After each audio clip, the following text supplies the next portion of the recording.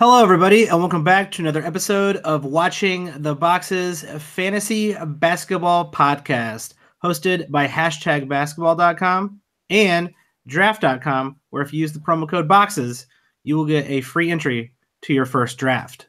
I am your host, Mike Catron, and joining me, as always, is my co-host, Tyler Watts. What's up, Tyler? Oh, Michael, it's a great day. It's a great day. Why is it a great day? Well, it's just a great day. You know, there's lots of playoff basketball.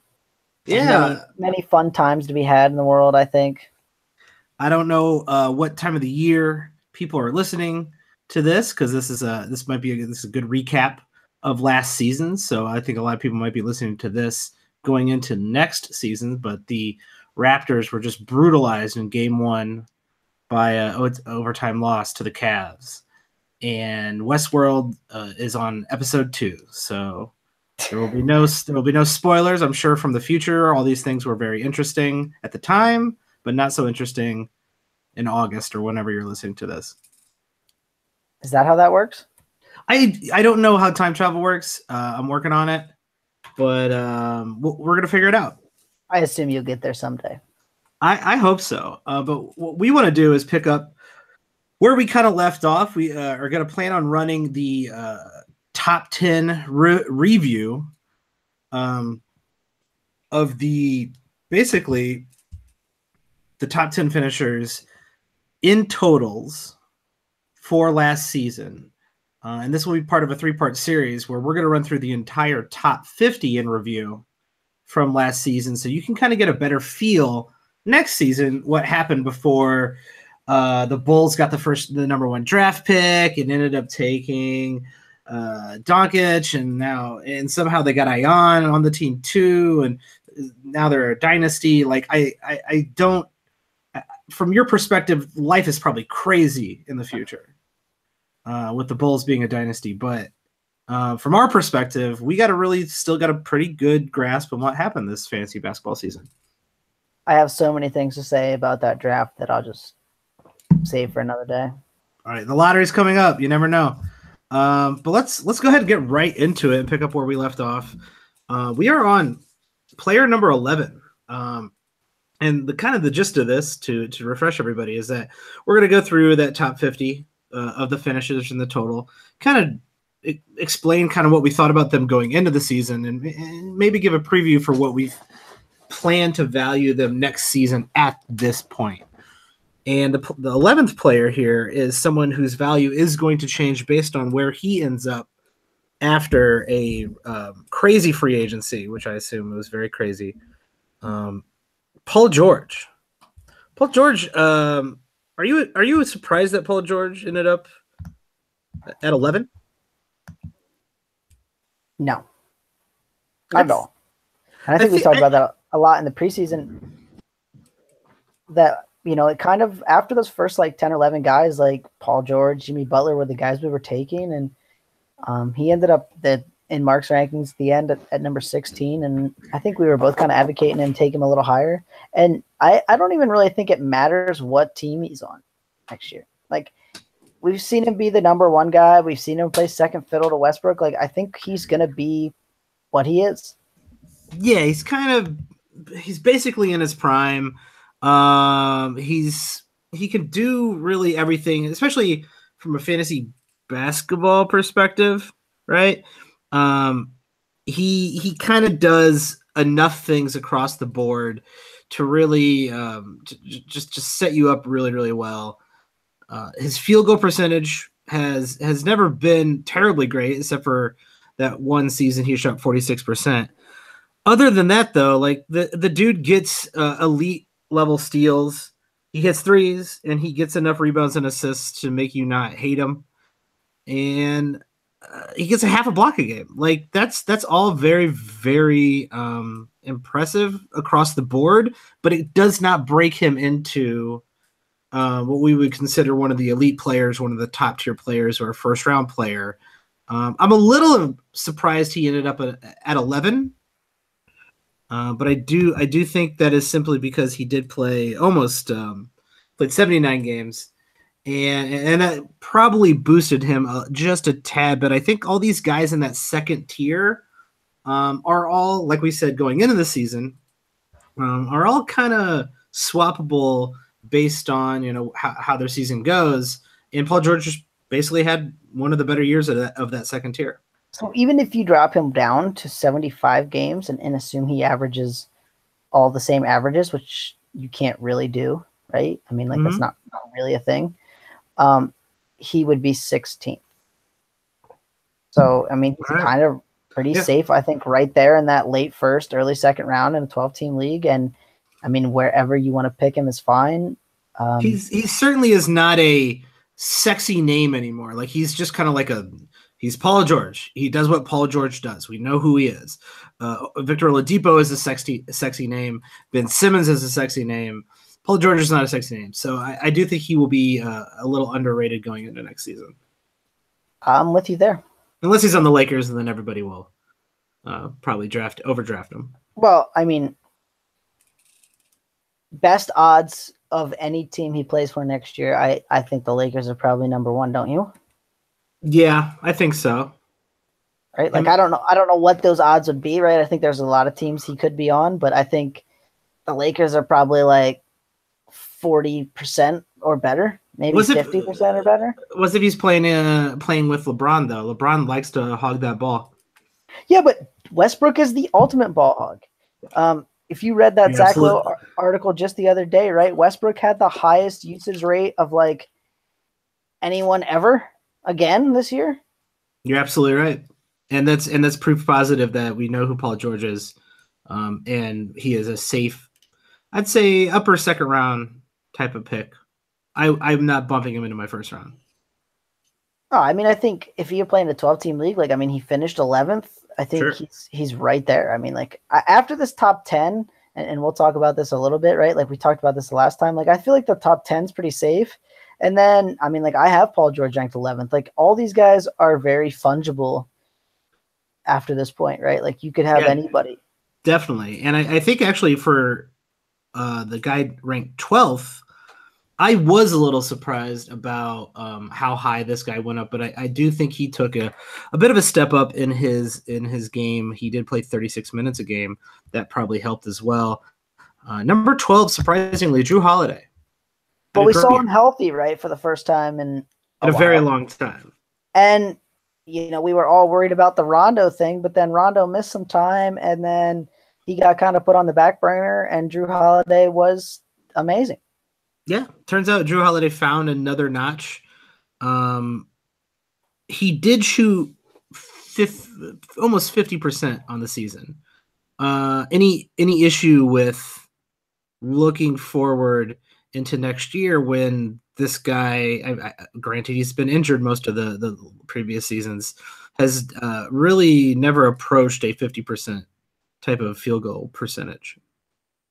Well, I mean, I think we can both agree that doesn't probably stick, right? Like we see this a lot with guys that they have an outlier kind of season. You mentioned it with Paul George, where he shot 46%. This was a weird confluence of kind of everything falling right for Jrue Holiday, right? Like, he was ranked 41st in Mark's rankings at the beginning of the season.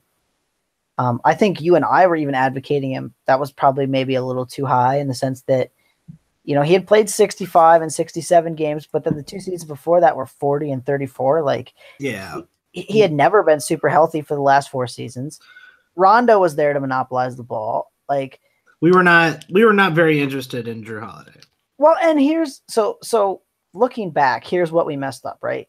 I don't think there's any way we could have said he's definitely going to play 36 minutes a game. Nope. I mean, that just wasn't there. Okay. Nope. We didn't foresee that someone important on their team is going to be hurt for pretty much all of the season, right? Because Rondo was hurt at the beginning. Then when shortly after Rondo came back, DeMarcus Cousins tore his Achilles. Yep. And so we do not know how that would have affected Jrue Holiday playing with both Cousins and AD for an extended period of time. Well, and I mean, 67 games is what he got projected for. He played 81. Like, that alone would have bumped him crazy high. And then, like you mentioned, he shot 50% from the field, and he scored 19 points for the first time ever. I mean, he had never scored more than 17.7 points a game. and that was when he played 37 and a half minutes way back in 2013 for the Sixers. So we saw a lot of things. I don't think there's any way we could have foreseen from a 27-year-old guy who seemed like he was pretty locked in on a 32-minute a game role. Yeah, I think I'm not sure how confident this season makes me on Drew Holiday going into next season. You know, I think he is at the age where he could be making a bit of a jump. He should be in his prime. He's 28, but Drew Holiday still, like, how much do you trust? How much do you trust his health moving into next season? I super don't. I mean, like, I'm not going to say like I'm super into it, but if we're talking about a standard league, you know what I mean? Like, I feel a little bit better. Like, Drew Holiday is not the type of guy I take in like a 16 or 18 team league, just because I feel a little bit worse about his injuries. And I know if like my first or second round pick in that kind of league goes down, I'm probably burnt for the season, right? Like, the waiver wire is going to be non-existent almost. Yeah, taking a chance on Drew Holiday as your either your premier point guard or even your secondary guard, going guard. Just, it doesn't make me feel good. All right, so quick next season point guard discussion. Okay, hit me. You want Chris Paul or Drew Holiday? Chris Paul. John Wall or Drew Holiday? Ooh. Probably John Wall in a head-to-head league. Okay, well, we can have a discussion about John Wall later, but we will. Kyrie Irving or Drew Holiday? Kyrie Irving. Now, see, he's another one, and I think Kyrie Irving's per game is probably a little bit better than Drew Holiday's, but he's another one I'm starting to get a little worried about the whole injury things. Yeah, another year where Kyrie Irving, he played 60 games, you know? But I'm with you. Kyrie Irving is ahead of Drew Holiday in my rankings. Kemba Walker. I think that's maybe where I'm almost going Drew Holiday, but I think I'm going to take Kemba Walker because Kemba Walker does this every year. Kemba Walker does not. We know who Kemba Walker is. He is just Kemba Walker every single year, and I don't know why I wouldn't feel confident moving forward with Kemba Walker. Eric Bledsoe. Drew Holiday. Now, see, I got Bledsoe there. I think that's a mistake. Bledsoe had an interesting year, but I don't know. I don't know how much I trust Eric Bledsoe. And I know he played well in Milwaukee. I'm a little bit more interested in seeing how the Milwaukee coaching fiasco plays out. Okay, so I got two more. We'll have plenty of time to talk about Drew Bledsoe. Sure. You notice I called him Drew Bledsoe. You didn't even hear it. No, it doesn't even affect me. So disappointed in the joke you didn't get. All right, Devin Booker. I'm like Terry Rozier. They're the same person to me. Who? Devin Booker, basically the Suns' point guard. Probably Drew Holiday. All right, how about Kyle Lowry? Drew Holiday. I have Holiday over only Kyle Lowry on that list. Ooh. And Kyle Lowry, not a bad year. But so I have Bledsoe and Booker 24 and 25, and I have Drew Holiday 26. So they're all kind of bunched in there as your second-tier guards. Right. And that's how I got Drew Holiday looking into next year, second-tier guard. And like we said, all these guys a little interchangeable. I don't. Paul George to me is more interesting than Drew Holiday going into that second round. I feel super safe about Paul George being a second round value, barring that he gets hurt and misses a bunch of games, right? Like, sure, I mean, you can never predict it. But that could happen to anyone, right? Like, I mean, we have no reason to think Paul George is going to miss any games. Drew Holiday, I don't even think I would take him in my second round. I think there's plenty of players I have over him. Mm-hmm. I would start thinking about Drew Holiday in my third round in a 12-team league, and I would probably select him some point in that third round, depending on what my team looked like and all that. That's fair. Let's move on to the number 13th guy. This guy is a guy I do have in my second round for next year, and this guy is someone we're both really, really interested in. Maybe a lot of people who don't follow fantasy basketball or basketball at large thought this would be the number 13th guy, Chris Middleton. Another stellar year from Chris Middleton. I actually think he has room to improve, especially on a Bucks squad that definitely underperformed this year. Oh, I'm with you there. This Buck squad will be interesting, and like you mentioned, right? There's going to be a new coach and a little bit of newness to that team. But I mean, Chris Middleton. Oh God, I love that man. He's great. He's perennially underrated, but he just keeps moving up. He gets better every year. If you look at Yeah, it, yeah, if you look at his averages, what last year he was hurt, so not a great year to compare. But the year before that, he was ranked 28th per game. Then the year before that, he was 62. So he just keeps getting better and better, just chipping away each year. He will be 27 next year. So he's working his way into his prime. so he was per game value in that year that he broke out. He was 24th. Okay, then Mm-hmm. you can't even really look at the value of his season on a per game level, the one where he got hurt, because if you remember in that year, he had some like a bunch of games where he ramped up and he started off playing like 15 minutes, and he played like 20 minutes, and he played like 25 minutes. So it's hard to separate out the games where he actually played what he would normally play. And so I kind of wrote that season off. So he was 13th and 24th in his basically two healthy seasons, as in his last two healthy seasons. And that injury was kind of just a one-off. Like he tore his hamstring, right? Like no one really saw that coming, and he showed no ill effects of it this season. So I feel really good about having Chris Middleton in my second round next year. Just really solid, really safe. Yeah, he's another guy head-to-head wise. He chips away at every category, and then obviously roto-wise, he really doesn't hurt you anywhere, and he helps you in quite a few areas, including steals, which everybody likes. So good for Chris Middleton. Big fan of his. Always have been. Let's move on to and just a reminder for everybody out there, we are not including turnovers in the total ranking. So we're assuming a lot of people don't care about turnovers, and unless you're in a roto league. But even in a roto league, the guys who get the turnovers are still the best guys in the league.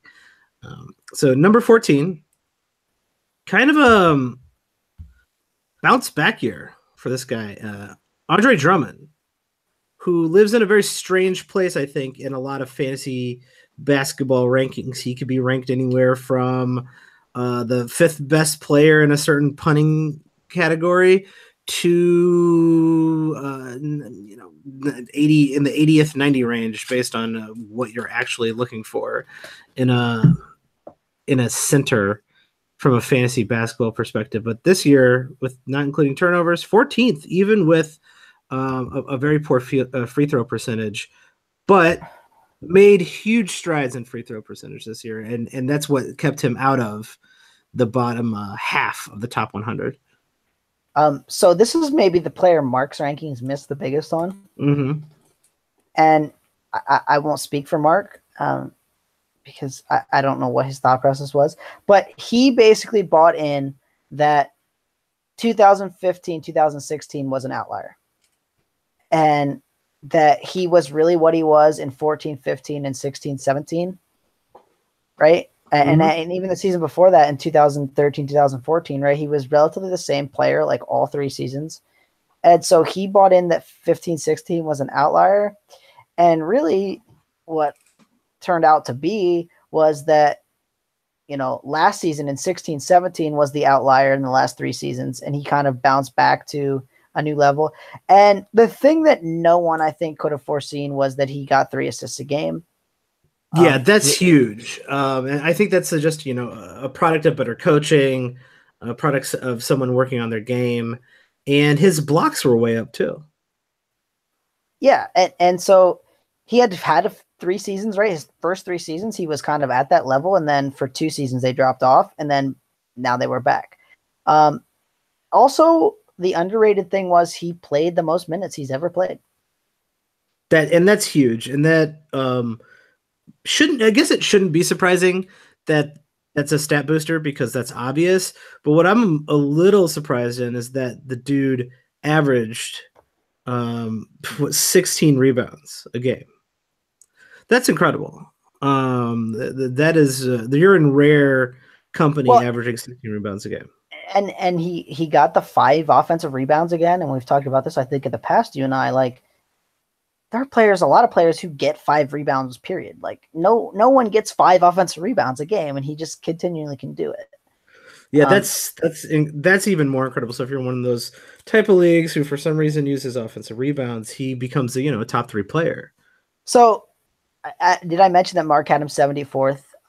If you punted free throws and 3-pointers, which are his 2 worst categories, he was up in the 20s in Mark's rankings.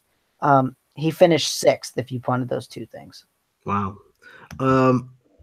I like what I saw from Andre Drummond. I think so. 2 questions about Drummond. I got 2 questions for you about Drummond. Free throw percentage next year. What do you think?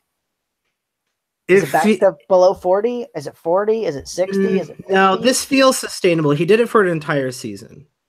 Do I think he improves? No, I think it's probably somewhere in that mid 50 range. So I think he could drop anywhere between 4 and 5%, but I don't think it's in the below 40 range. I am with you there. So rebound total. Ooh. Is it 16 again? I don't know why he couldn't do it. I think it's like 15. Like you said, it's so hard. It's so hard. 15 and a half. Like, you know what I mean? Like 15, 16. What are we arguing about at this point? The dude's the best rebounder in the league. Most important question, though, is what are the assists? Because if the assists go back to 1, that really hurts.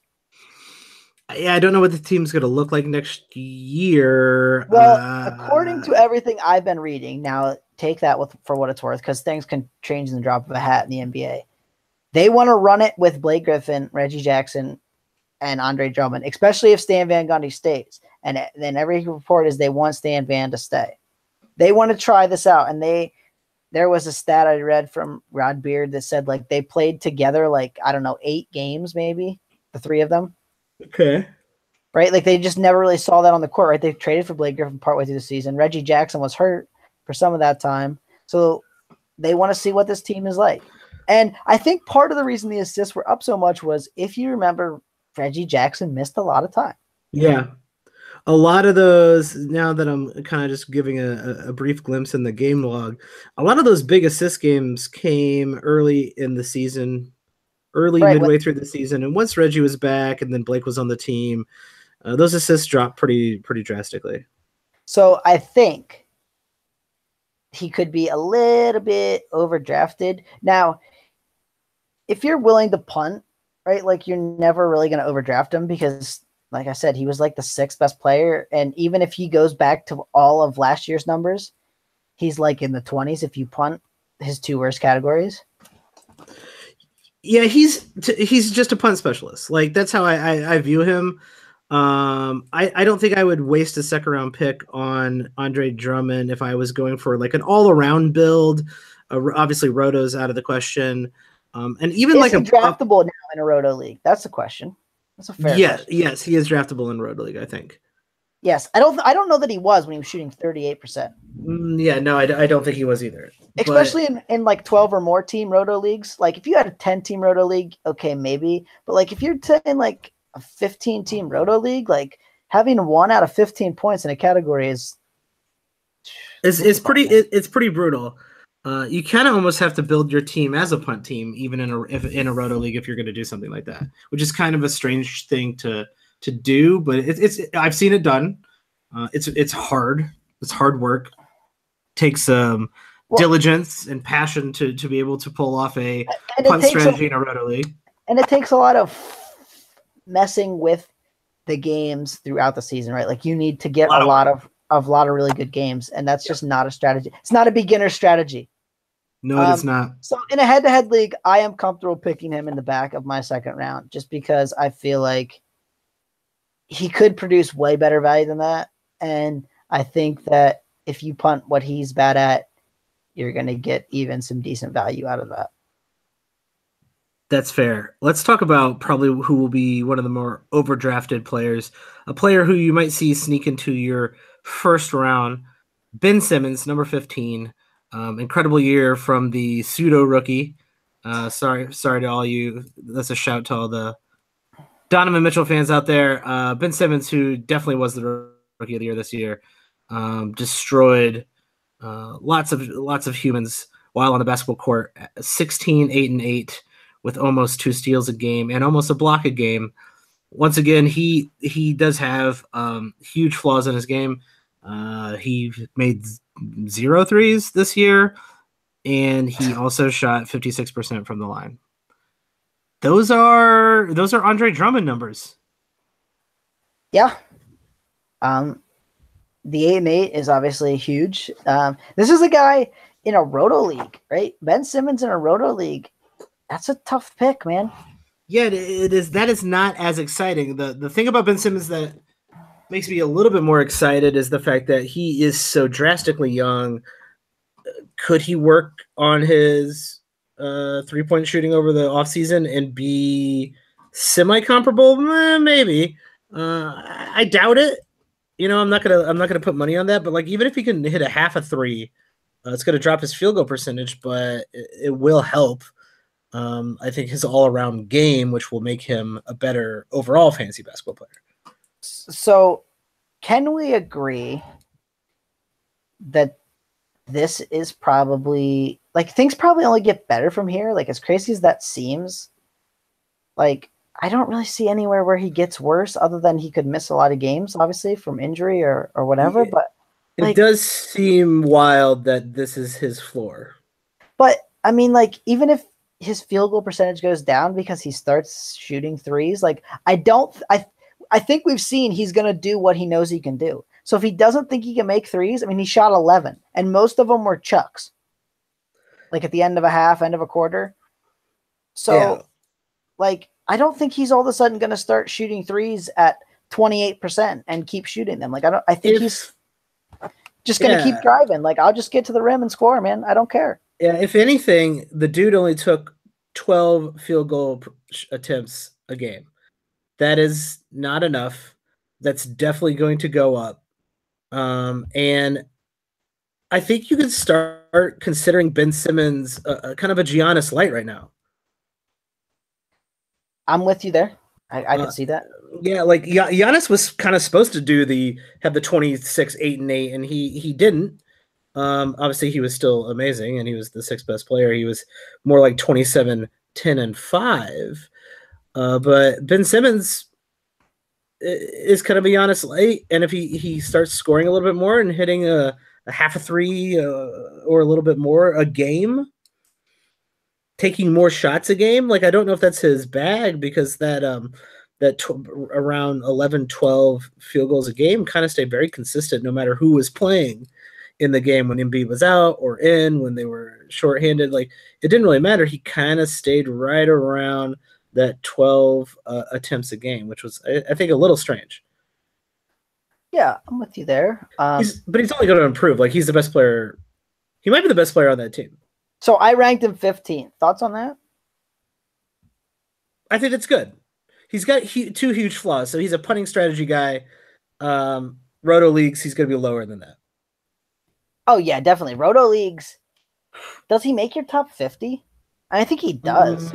But yes, he does. But it's like you have to have I want to have 2 or 3 or 4 picks, right? And then like he makes sense for the team. Like in a Roto league, if I'm already light on 3-pointers, right? Like, unless I'm going to punt that category. You know what I mean? Like, if I've got a couple big men, can I even pick Ben Simmons in a Roto league? Probably not, like, unless you want to go full punt on that. And like I said, that's pretty hard to do. This is more of I've picked a few, like you were saying, I picked a few players and he fits. Whether he strengthens my strengths or strengthens my weaknesses or fits in with my weakness. This is a fit, not a guy I build the team around. Yeah. Whereas in a head-to-head league, I think you're pretty safe to build a team around him. Yes, you could definitely do that. I would not pick him in the first round, but early second round. Yeah, I just can't see putting him ahead of any of those guys in the top. Right. Like, even Victor Oladipo. Like, who would you rather have there, Victor Oladipo or him? Victor Oladipo. Yeah, I'm with you there. You could just do more with him. Ben Simmons is a very specific build, but he's also, to me, he's like almost maybe in a head-to-head league, the best second-round pick. So I actually might move him up a little bit more, because depending on how you go, you can kind of go in any direction. He kind of fits with almost everybody in the first round. Like he's just All pretty much right. great. All right. Unless you went with Giannis. We'll get down to it. I'm going to ask you the two players that are maybe somewhat controversial that I have ahead of Okay. Ben Simmons. The Okay. first one is your man, Jimmy Butler. Yeah, Jimmy Butler is amazing. Jimmy Butler is ahead of Ben Simmons. Chris Paul. Best point guard in the league, and unless you count Steph Curry's better than him. But best like pure point guard and like yeah, Chris Paul. Paul George. Yeah, well, So I'm then, with Paul George. so then you got him relatively 15th. And here's the guy I made Yep. the comparison to. All right, turns out I do. And it's not super apt, but isn't he pretty much Draymond Green? Like he scores a little more. Draymond Green gets a few more blocks, but like he's Draymond Green. Yeah, very Draymond Green numbers. And Draymond we love 11, Draymond 7, Green. 7. So you know what I mean? Like it just makes sense. Like he's in the top 15. We love Yeah, Draymond Green. I will take my chances that Ben Simmons learns how to hit a three and makes his free throw percentage better. I will take my chances on that. That's what I mean. And then he's a better version of Draymond Green. Like 100%. Let's talk about old consistency, who we already talked about a little bit earlier. Number 16, Kemba Walker. We had Kemba Walker here in the middle of the end of the second round. Here he is, sitting in the middle of the end of the second round. so he was 18th. He finished 16th. I mean, it's tried and true, baby. Yeah, tried and true. That's who he is. Next up, Bradley Beal, number 17. Same kind of spiel. I think there's a little bit more uncertainty about Bradley Beal. Could he improve? Is he got another level? He is only 24. He'll be 25 next year, and he definitely I thought played better this year, but it was very similar to last year. Yeah, right. Like he's one of those guys who sneaks up on you in the sense that like you keep thinking, oh, he did a little bit better, and he did run the offense a little more. Yeah. He got another assist a game, but that hurt him in some areas, right? Like he didn't shoot as well from the field. He didn't shoot as well on 3-pointers. I mean, he had the lowest 3-point percentage of his career. Yeah, and that's really surprising, that little piece there. But is it? Because I think if like a lot of times he was shooting like catch and shoot threes, right? Like he was wide open and John Wall would pass him the ball. Now he's making his own shot a little bit more. And you know how that is, right? Like those are usually a little more contested because you already have the ball in your hands. It's not like no one's going to cover you. That's true. I think I'm more interested in Bradley Beal if something happens in Washington to split up that John Wall, Bradley Beal. Like, this is who Bradley Beal is. I'm not getting excited about Bradley Beal next year, just like I wasn't excited about Bradley Beal this year.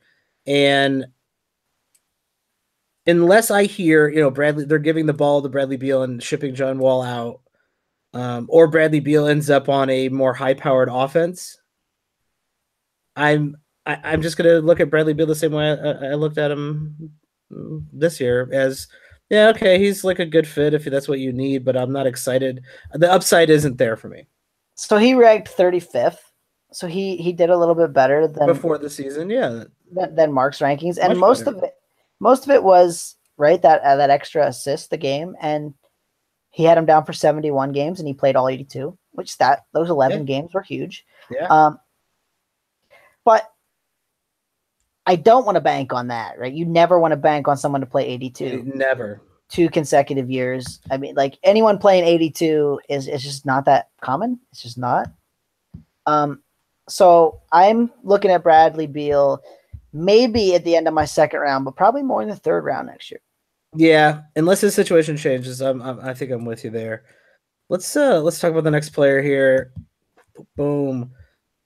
Oh, the ever-aging Kyle Lowry, who I think did a little bit better than we gave him credit for going into this year. You were way down on him. I wasn't as far down on him as you were, and he had an all right year. Yeah, I mean, he did. He played well. I'll give it to him. He played better than I expected him to. But it's not a hand I'm going to bet into again. Like in the sense that I'm not going to put him in my top 20 again at 32 years old. Yep. Right. Like the drop off for point guard usually comes right about now. And here's the thing. And this is the one part of it I'll say that I think I got right. I think The I know where points you're went going. way down. Yep. Right. And so did his field goal percentage. And that's right. exactly what you're talking about preseason. And so he got more rebounds. I didn't see that coming, right? He had never gotten even 5 rebounds a game, and he got 5.6. So good on him. The steals also went way down. And for a point guard, especially an elite point guard, okay, I want 3 things. I want assists, I want steals, and I want points.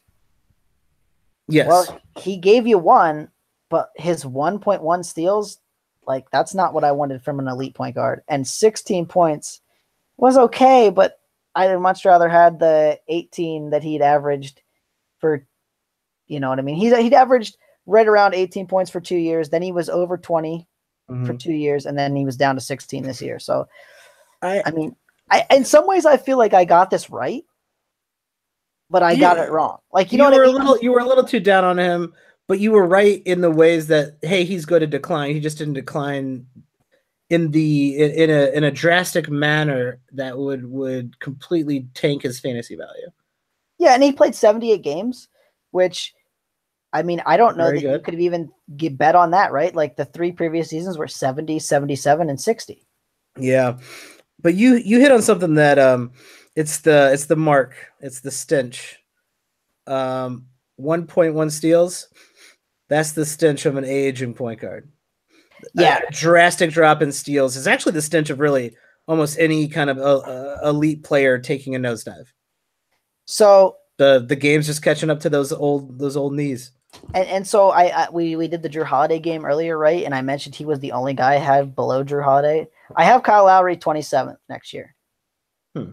And in reality, I don't even know that I will pick him there. Like, I did this top 50 exercise, and the goal was to kind of go, okay, it doesn't really matter what I have on my team. I'm just, who's the next guy I would pick? Who's the next guy I would pick? Who's the next guy I would pick?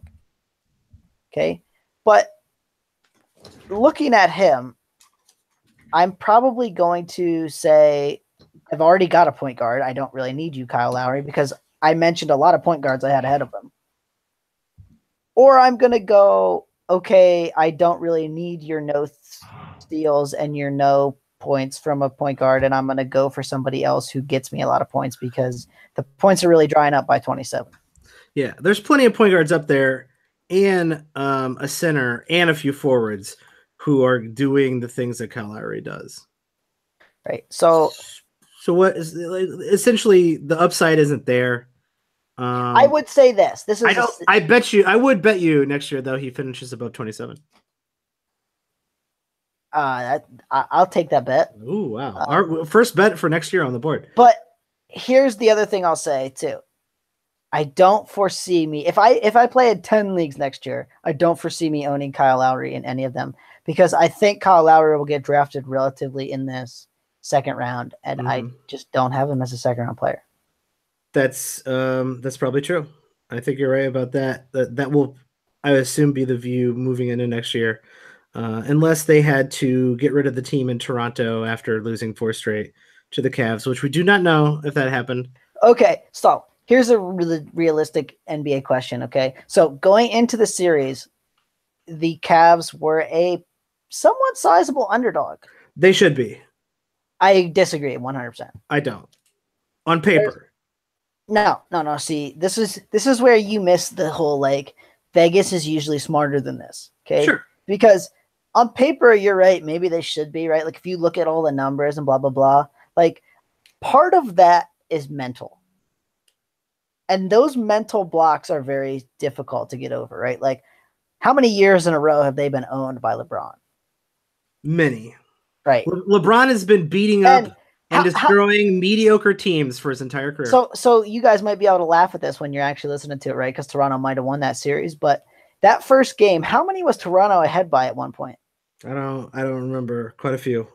And they kind of choked it away. And I was not surprised because I think it's a lot mental, right? Like they just smell it. It's the crowd falls apart, the team falls apart. it just kind of compounds on itself. We're not quite sure we can beat LeBron, all that. So let's say I put a few shekels down on the Cavs winning that series, and I think I'm going to be. I would bet $0 on the Toronto Raptors. 0. I think I'm going to be a richer man by the end of it. But the Cavs are not, on paper, should not be favorites in that series. But like I said, LeBron's been beating mediocre teams in the East his whole career, so good for him. Let's go to another mediocre team, number 19, a team that should have been much better than mediocre and should have got out of the first round. This is the Milwaukee Bucks, and this is their point guard, at least current point guard, Eric Bledsoe. Pretty good year for Eric Bledsoe, who could have wasted his life in Phoenix for his entire career. So gonna be back with them next year, right? Like, he's under contract. Yeah, I don't really see them trading him. I don't really see why they would. I thought he played fairly well with them. I do think he has some flaws in his actual NBA game, defensively. Yeah, but he shot a pretty high percentage this year, especially when he went to. Well, and he's only making $15 million. That's cheap for a point guard of the Eric Bledsoe caliber. Yeah, sure. So he's going to be back with them. He's also a point guard who gets you blocks. He's very good. He's kind of a close to elite steal guy. Good rebounds. Not an elite 3-point shooter, but overall, this is just a solid across the board. Second tier ish, third tier, depending on how you rank a couple people. Point guard that you can kind of start rounding your team up with, and I see him in a very similar light next year. So me too. So I'll ask the two. I think what are the two most important questions? Because I think the 17-8 points is what we see, right? Like he's not going to get back up to 20. Nope. So the two important questions for me are: he shot 47.6. I'll get this out in a minute. 47.6% from the field. What does he shoot next year? Less. I agree, but I think it's going to be higher. It's not going to go down to 43 again, right? Like a lot of that was he just had to create. He was in Phoenix, man. He had to carry the entire franchise. Right. I think that Giannis and Chris Middleton take enough heat off of him that he's going to shoot pretty well. I would guess somewhere like 45.5. That's fair. I could see it being anywhere in between there. Even if I had to bet, it's less. But if he shoots 47% next year, okay. That doesn't surprise me. So 2 steals, he got it. Second time in his career, he's gotten it. What does the steal number look like? I think he's 28. I don't think he has the Kyle Lowry stench. Probably a little less. It's a lot more variable. Steals are a lot more variable from year to year. Probably very similar. If I had to bet, less. But above 1.5. Probably a little closer to 2. So those two numbers come down a little bit. I think 74 games is a very fair estimate, right? He was on pace to play 74 games the year before that until they told him piss off. Just go home. Yeah. Go home, Eric. So he had those couple years there where he got hurt pretty bad, but he's been pretty healthy. I have him 25th. I think that's kind of fair. I think he drops a little bit. There's some guys I just want to put over him. And so 25th, I feel like that's a second-tier point guard, and I feel pretty safe about him in that range. Kind of a second, third-round pick, you know what I mean? Right there on that turn. I'm not going to argue with that. I think we kind of got a good feel for who he is on an actual NBA team. So that's positive. And I think he will stay relatively the same when you put a real coach on that team, and then they maybe depends on how they want to use him in that system. So we'll have to keep an eye on the Milwaukee Bucks going into next year. But I feel pretty confident. 19 overall, probably a little high. I would probably assume he's going to finish lower than that next year. But like I said, this kind of... But not drastically, right? I don't think you're saying that either, right? It could be 19 next year, right? He could just play 77 games next year and have a good year. He had a good year this year and played 74. And there's a handful of players who got injured who are often in this position who are much, much further down, right. who are ranked well below him.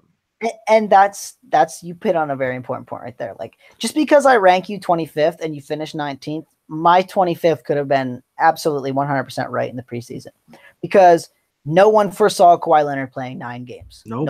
Nobody foresaw that. No one foresaw guys like John Wall playing 41 games. DeMarcus, right, Jimmy playing Butler, right. Kyrie Irving. Kristaps Porzingis, right? Like he got knocked out pretty early. Like, those guys were doing better than him. They just couldn't hang on the whole season, and he did. Yeah. And next year it could be the opposite. So, like, right. I feel confident in Eric Bledsoe's ability to be able, if let's say this season played out again next year and a certain amount of people were hurt. All right, yeah, I think he can do what he did this year. Yeah, I'm with you. I think he's just safe at that number. Like, that's what he is.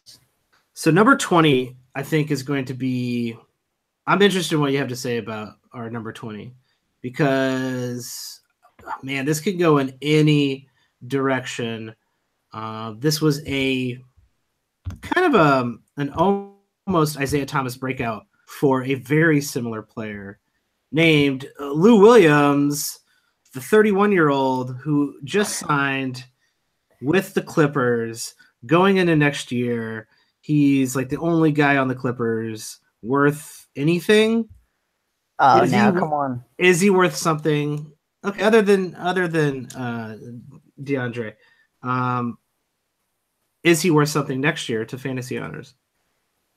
So I'll ask you a question that I grappled with, right? So when I did my top 50, I was like, okay, Lou Williams was ranked 81st at the beginning of the season. Yeah. And remembering back to the preseason, which my memory gets a little worse and worse every year, I think we were both kind of on him at that spot, right? Like, we kept saying, like, yeah, like that's a good spot for Lou Williams. Like, I think Lou Williams can maybe even do a little bit better than that. Yeah, we were definitely like, you know what, Lou Williams gets progressively, like, he's underrated. He plays well, even in limited minutes. He's like a fantasy asset. There's no way in hell we would have ranked him this high, but yeah, okay. So then he finished 20th. Sure. And I mean, I don't think Nostradamus saw that one coming. No. So he's also the first. Nostradamus is dead. Well, they got to have a new one, right? Like, there's always like some new guy. Plus, I think he might be like that Marlin dude and just like secretly still be alive somewhere. Is that his story? So he's the highest ranked player, highest ranked finisher of the season who didn't make my top 50. So 80, 20, or 50, where are you? Like, what are you thinking for Willie Williams next year? And see, this is really, really, really tough. Because one. So I'll make you my case as soon as you answer. I'll make you my case as to why he did not make it. Okay, so he's the only player on the Clippers, so he's going to get the ball a lot. He's going to have a lot of higher usage. He's going to play, 32, 33 minutes a game, just like he did this year, which is pretty high for him in his career arc. He can score. He's very good. But if you look at what Lou Williams did in the second half of the season, it's not that impressive. His first half of the season was so amazing. It carried his kind of mediocre second half of the season. He was obviously, I'm not saying he was playing for a contract this year, but he was playing for a contract this year. He's more of a 50 range. I don't think he falls off because he's going to have the minutes, the usage, and he's on a bad team. Good numbers, bad team. But he's not 20. And I'll agree with you that he probably maybe finishes such that he can stay healthy, right? I mean, we've gone back and forth about this. Sure. Such that he can stay healthy. I agree that he probably finishes somewhere in the top 50 range, but I'm not ranking him there for this basic reason. Okay. A lot of the work Lou Williams did was on a team where everybody was hurt early in the season, right? Austin Rivers didn't play. Patrick Beverley played next to 0 games all season long, right? Yep. So they, at points in their season, were just looking for any point guard to throw out there. And it was Lou Williams, right, playing huge minutes. And, I mean, Jawan Evans was like the only other guy they could even sniff a minute at that point guard position. Not sure who that is. Yeah. Milos Teodosic was out, right, at points. Like, they missed everybody. Teodosic will be back. Patrick Beverley probably going to be back, right? He's on a $5 million contract for next year. I don't see why, if he's healthy, they're saying no to $5 million of Patrick Beverley. It's a pretty good contract. You know what I mean? So He'll be back. Teodosic will be back. Austin Rivers will be back. And he's the coach's son. He's going to get to run some point guard and get to do some plays. That's just life. Don't make fun. He actually played better than he gets a little bit of credit for this year. So I just don't see Lou Williams getting that amount of usage that he got this year, even if he gets the same amount of minutes. I also think those minutes probably drop a little bit. I don't think they go all the way down to like 25 that he had been playing the previous season, but I think he probably settles in closer to 30 if all those point guards can stay healthy. Just because, you know what I mean? There's guys to play. So Lou Williams is good at what he's good at. I don't think he gets 5 assists again. I think it's probably 4.5. All the other numbers feel okay. I think the points probably drops to 18, 19, 20. And I think he kind of goes back somewhere around 50th ranked, probably. I'd probably have him somewhere between 50 and 60 in my rankings right now. That's super fair. This was an outlier year for him. It is, it's a little sad. It's like, it's kind of like Isaiah Thomas, where he got obviously very, very good. And then he's also one of those guys I'm not injured and fell off. Like Lou Williams just fell off, but didn't get injured. He's also one of those guys I'm not like super actively targeting. Yeah, me neither. Like, I think his name recognition is going to be a little bit higher than, and like people are going to look at his overall. Like, so this is where a podcast like this comes in for people, all you future people. You're going to go look at a ranking. You're going to go look at last year's ranking, and you're going to see Lou Williams at 20, and you're going to go, damn, Lou Williams at 20. All right, he's sitting in my 3rd round. I'm going to pick him up. Yeah, I would suggest not doing that. And for the reasons we just stated.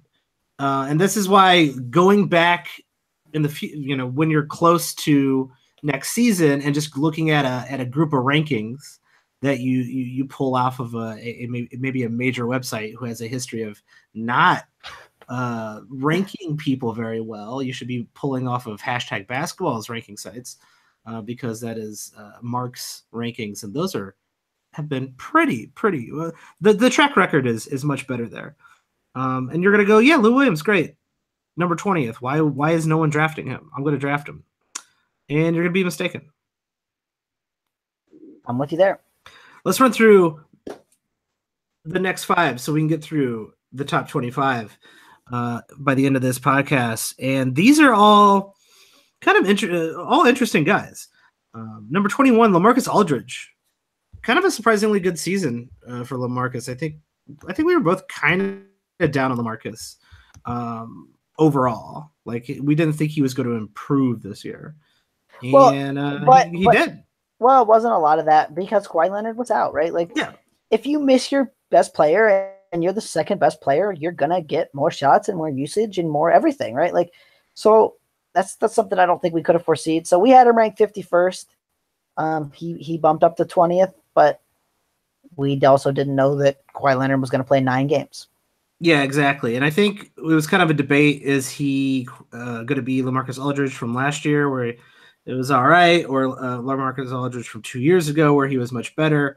I was a little closer to much better. You're a little close to the what he did last year, and he beat both of us. So next year, we don't know what that Kawhi situation is going to be. So I don't know if we can properly rank LaMarcus Aldridge right now. So assuming Kawhi Leonard is back in their fray, which is, I don't know that that's 100% assumption at this point. Doesn't feel like it. I don't even know that that's a 75% assumption at this point. I ranked him 37th. Okay. Just ahead of Otto Porter, Kevin Love, Gordon Hayward, and just below Robert Covington, DeMar DeRozan, and Donovan Mitchell. So taking a second fiddle step back into just one tier lower than he finished this year. He finished in a higher tier because he was expected to be a higher tier player, and he was. So I mean, but we know what LaMarcus Aldridge does. We know what his weaknesses are. We know what his percentages are. This is who he is. Right, and here's what I'll say. Right, if Kawhi's back, and when you're drafting, right, you're gonna know that probably. Man, I hope so. Expect him to lose 2 or 3 points a game, right, and just take those little steps back. Like, don't think he's going to be horrendously awful. I think he's probably somewhere between 35th and 50th. He should be picked if Kawhi Leonard's on the team. All right, I think that's a pretty good assessment. Number 22, the long injured who just returned tonight, actually, Steph Curry. Another on averages. Fantastic year from Steph Curry, but only played 51 games, which is why he's 22nd. Steph Curry is what, top 3, top 5? Yeah, right. No reason to think that he gets hurt again. I'm not betting on. I wouldn't bet on that. Steph Curry's too damn good. He could be. Steph Curry is a candidate for being the best fantasy player next year. I'm gonna say. Yeah, and I championed all preseason to rank him first, and I don't know that he was on that trajectory, but he was playing amazing, and he was playing MVP caliber basketball, and I don't know why he wouldn't continue to do that. Right, and so I ranked him 4th on a per game basis. He was right in there, right about 3rd, 4th, depending on your settings. He finished 3rd per game this year, and not bad. He has played over 78 games in 5 straight seasons before this year, so no reason to think he won't be healthy. Next up, his teammate at 23. I think he's wearing the number 23, Draymond Green. Interesting year from Draymond Green. He's also an interesting fantasy player. He often is kind of a punt category type of fit. He's a little harder to deal with in roto leagues, but he still does everything across the board. Doesn't totally hurt you anywhere, but it kind of hurts you enough in points to be annoying. Where he's like, he'll get drafted ahead of where he should be. He kind of did a lot of the same things he did last season, but his percentages were up from last season, so that's positive. Yep. So Mark ranked him 15th, and he finished 23rd, mostly because Mark had him at 78 games, and he only played 70. He had played 76, 81, 79, 82, 79 before that, so basically the thought process was he was going to play. He pretty much had played every game before that season, and I ranked him 17th. I just feel really comfortable about him. You made a great point about the points, right? Like, there's pretty much everybody in that range is scoring around 20 points, save Ben Simmons, who scored 16. So the points are going to be something you're going to have to manage, and if you're willing to punt points, especially in a head-to-head league, he can definitely be a real steal for you. Yeah, I think so. With the emergence of Ben Simmons, though, I do think it lowers Draymond Green's just kind of overall value, because that very specific tool set that Draymond Green gives you that used to be kind of like, oh, this is in the second round, early third round type of guy. Ben Simmons gives you that as well, plus some extra points, and is going to be improving because he's like 20 years old. So I would draft Ben Simmons over Draymond Green as my fit in for that type of tool set, and that alone drops Draymond into probably a 3rd round. I am not with you there. Ooh, not with me. Not a 3rd round guy for you. Okay, so I'll take you to task on it. All right. Feel free. Joel Embiid or Draymond Green? Joel Embiid. Kawhi Leonard, Draymond Green. Kawhi Leonard. Andre Drummond, Draymond Green. Draymond. I'm not a huge Drummond guy. Kyrie Irving or Draymond Green? Kyrie. Chris Middleton or Draymond Green? Chris Middleton. Kemba Walker or Draymond Green? Kemba. Eric Bledsoe or Draymond Green? Draymond. Drew Holiday or Draymond Green? Draymond. Kyle Lowry, Draymond. Bradley Yeah. Beal. You So know. you got him still in your second, buddy. Wow. Barely. Barely. He's like 22nd in yours. All right. Well, that's what I'm saying. He drops barely in the second round. No, you just said third round. I play in a smaller league than you. You're only in the So, 10-team league. yeah, it's third round for me. All right, so third round. I got you on a technicality, Tyler. On your 10th team. But I mean, Deal with that. And I said this at the beginning, right? Like, there's a lot of guys right there. And here's one I probably should ask you, John Wall. Let's save John Wall for the next podcast. This is going to take too long to talk about John Wall. Well, I'm just saying, who would you rather have, John Wall or Draymond Green? Draymond Green. So then you have him 21st because I have John Wall ahead of Draymond Green. Fair. Yeah, we can get in. We're going to get into John Wall next time, I think. Let's knock out these last two. Beautiful Bob Covington had a stellar year, finishing 24th overall. He did play 80 games. He has been just very, very consistent in impressing at least me.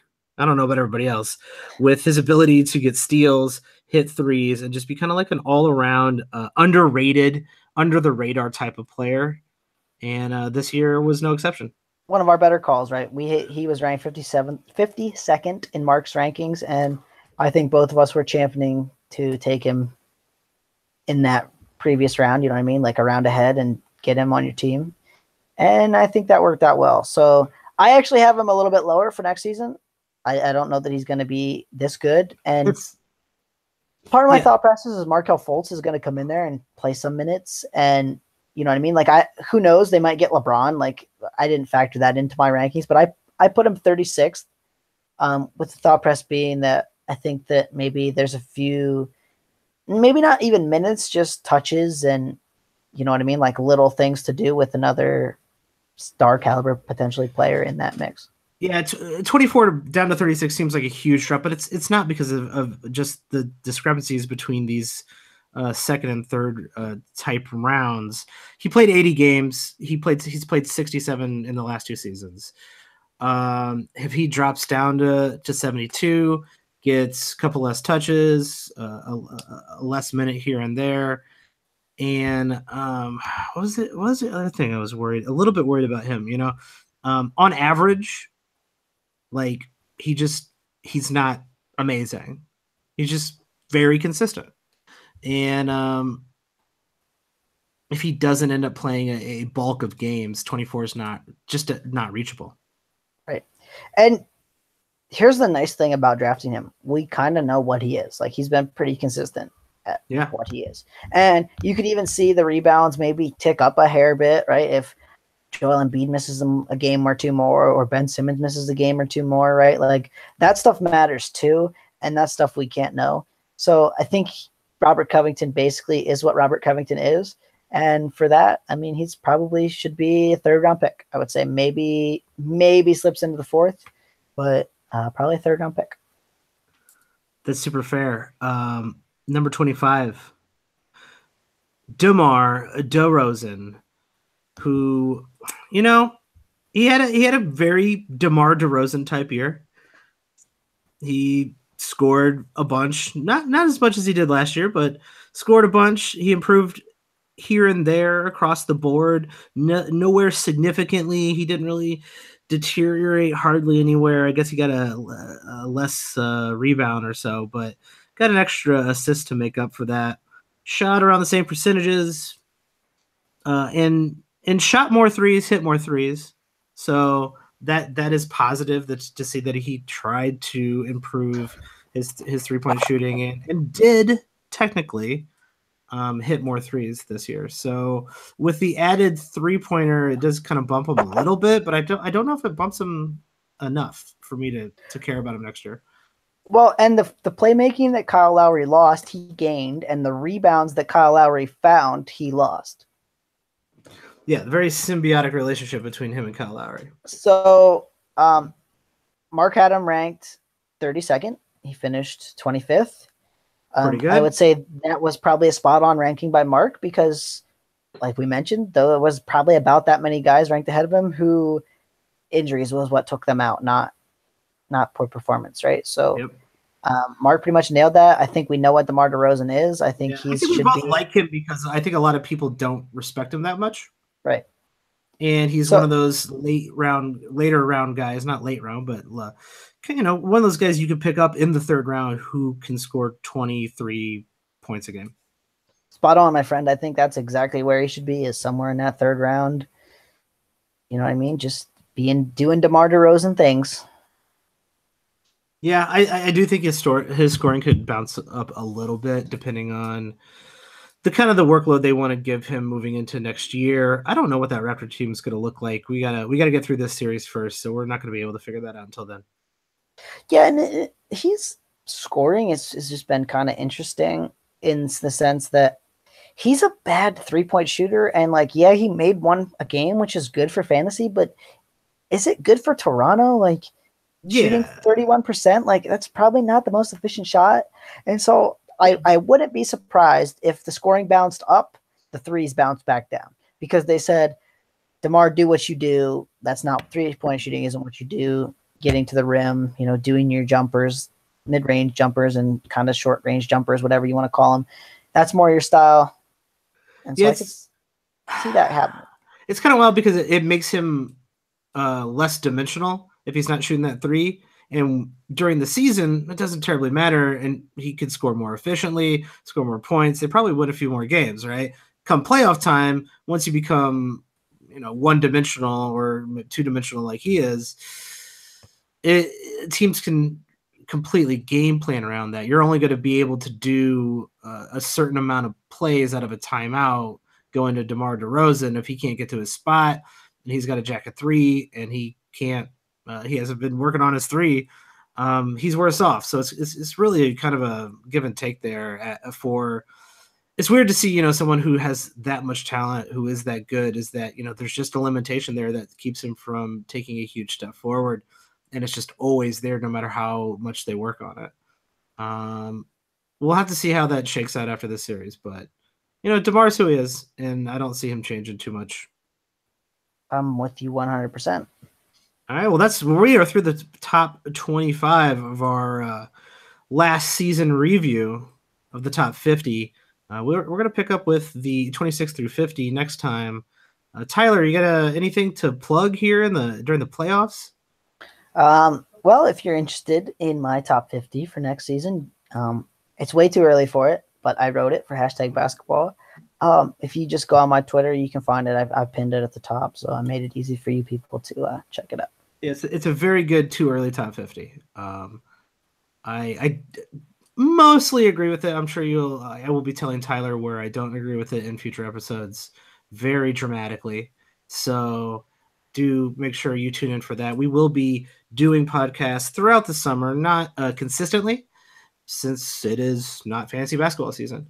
But we do plan on bringing you the rest of this top 50 review. We'll also be bringing you a draft special. And once free agency hits, do expect the podcast for fantasy to pick back up, especially for all you dynasty cats out there who will definitely need to know stuff as it is happening with the looming, probably insane free agency coming up. So we really appreciate you guys listening and all the support we have gotten from you throughout this season. If there's anything else you guys want to hear, just tweet at us. Tyler, what's your Twitter? You can find me at Watsy4444. You can find me at Watch the Boxes. If you got any feedback for the show, things you want to hear, we will happily oblige. And if you got questions for your team, your fantasy off-season team, maybe rookie drafts or dynasty drafts, just let us know. We are happy to help. We will be doing some interesting things going into next season, so stay tuned for that. And if you really want to support the show, rate, review us, or sign up for draft.com using the promo code BOXES. All those things really help us be able to continue to provide the show for you guys out there. Like I said, we really appreciate it. So enjoy the rest of your NBA playoffs, or enjoy the future world that you live in since you're listening to this sometime later this year. Thanks, everybody. Have a good night.